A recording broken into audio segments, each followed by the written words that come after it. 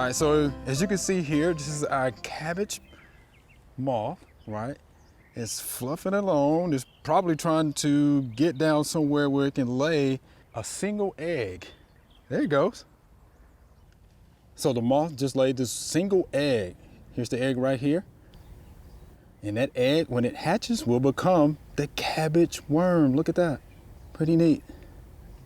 So the cabbage moth will lay an egg. That egg will become the cabbage worm, and that cabbage worm can do some damage to your plants in the brassica family.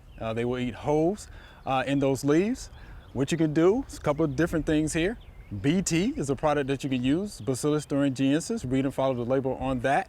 And then there's some other chemicals that you can use, but I'd much rather you use the BT for that. It's a low impact pesticide. So a beautiful moth will lay that one single egg. That egg will hatch, will become the cabbage worm, and that cabbage worm camouflages very well, would eat holes in the leaves of those plants in the brassica family.